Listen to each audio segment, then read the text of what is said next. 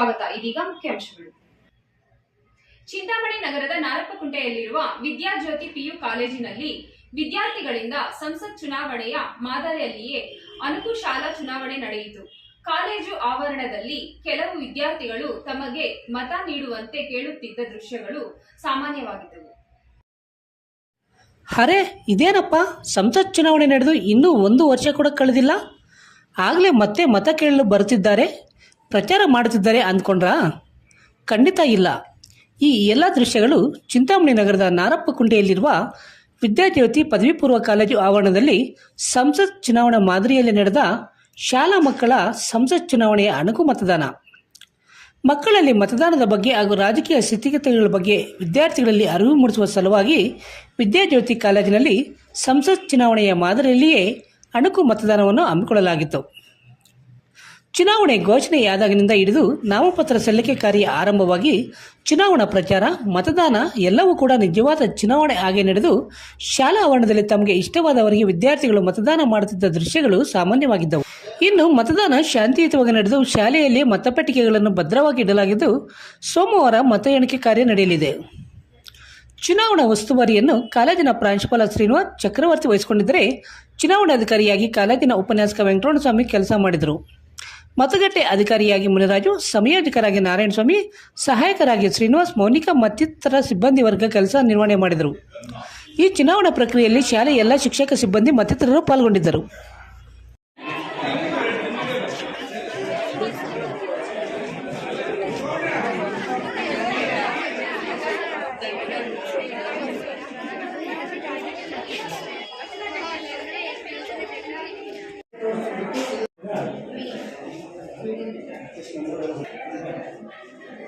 Sign ಮಾಡೋದು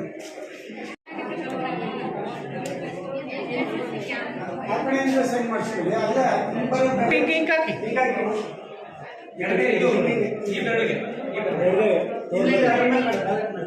ಬರಲು ಅಷ್ಟೇ. ಸರಿ, ಹಾಗೆ ಹೋಗುವ. ಇದು ಸ್ವಸ್ತಿ ಕೊಡಿ. ಬಾಯ್ ಬಾಯ್ ನೀವು ಹೋಗ್ಬೇಕಾ?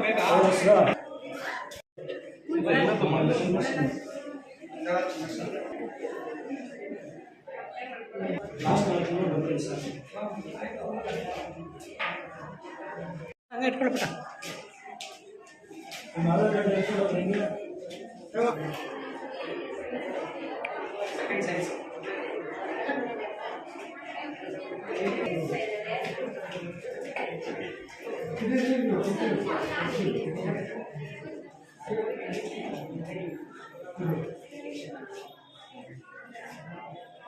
ಬನ್ನಿ,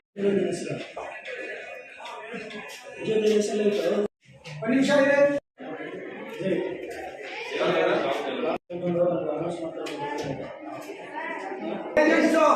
ಆಲ್ರೆಡಿ ಕ್ಯಾಂಡಿಡೇಟ್ಸ್ ಏಜೆಂಟ್ಸ್ ಆವಾಗ ಹೇಳಿದ್ರು.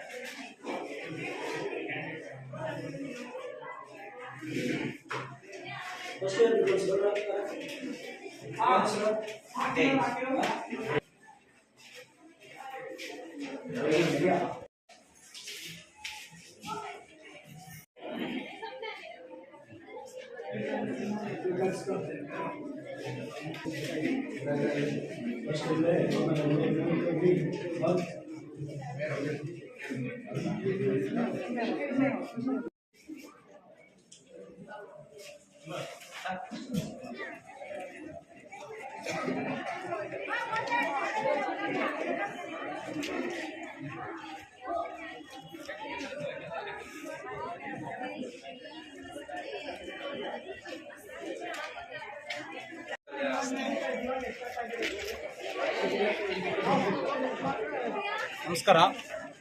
ವಿದ್ಯಾಜ್ಯೋತಿ ಪದವಿ ಪೂರ್ವ ಕಾಲೇಜು ಚಿಂತಾಮಣಿ ಪ್ರಿನ್ಸಿಪಲ್ ಆಗಿರ್ತಕ್ಕಂಥ ಶ್ರೀನಿವಾಸ್ ಮಾತಾಡ್ತಾ ಇದ್ದೀನಿ.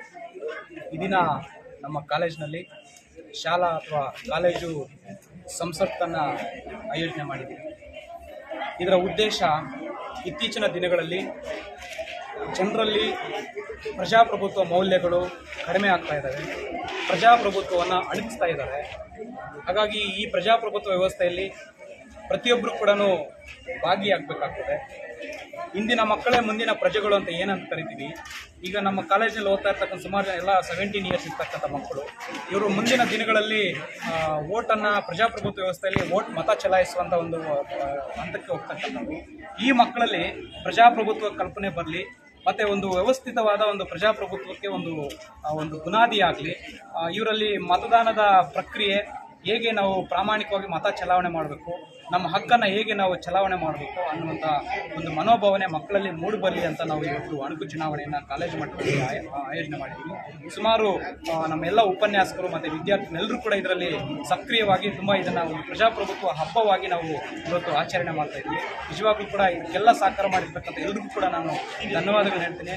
ಇಷ್ಟೊಂದು ಯಶಸ್ವಿಯಾಗಿ ನಡೀಲಿಕ್ಕೆ ನಮ್ಮೆಲ್ಲ ವಿದ್ಯಾರ್ಥಿಗಳು ಮತ್ತು ಉಪನ್ಯಾಸಕರು ಕೂಡ ಕಾರಣಕರ್ತರಾಗಿದ್ದಾರೆ.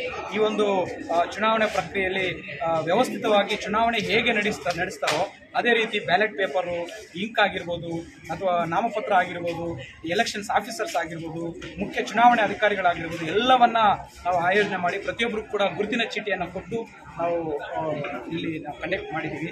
ನಿಜವಾಗ್ಲೂ ಕೂಡ ಮುಂದಿನ ದಿನಗಳಲ್ಲಿ ನಮ್ಮ ಬಹುದೊಡ್ಡ ಪ್ರಜಾಪ್ರಭುತ್ವ ವ್ಯವಸ್ಥೆಯನ್ನು ಉಳಿಸುವ ನಿಟ್ಟಿನಲ್ಲಿ ನಮ್ಮ ಮಕ್ಕಳು ಒಳ್ಳೆ ದಾರಿಯನ್ನು ಹುಡುಕೊಳ್ತಾರೆ ಅಂತ ಒಂದು ಭಾವನೆಯನ್ನು ಇಟ್ಕೊಂಡು ನಾವು ಈ ಒಂದು ಕಾರ್ಯಕ್ರಮವನ್ನು ಆಯೋಜನೆ ಮಾಡಿದ್ವಿ. ಎಲ್ರಿಗೂ ಧನ್ಯವಾದ. ನಾನು ಮಾನಸ ಎಲ್ವಿ ವಿದ್ಯಾಜ್ಯೋತಿ PU ಕಾಲೇಜಿನಲ್ಲಿ ಓದುತ್ತಿದ್ದೇನೆ. ನಮ್ಮ ವಿದ್ಯಾಜ್ಯೋತಿ PU ಕಾಲೇಜಿನಲ್ಲಿ ಅಣಕು ಚುನಾವಣೆಯನ್ನು ಆಯೋಜನೆ ಮಾಡಿದ್ದು ನಾನು ಇದರಲ್ಲಿ ಕ್ಯಾಂಡಿಡೇಟ್ ಆಗಿ ನಿಂತಿದ್ದೇನೆ.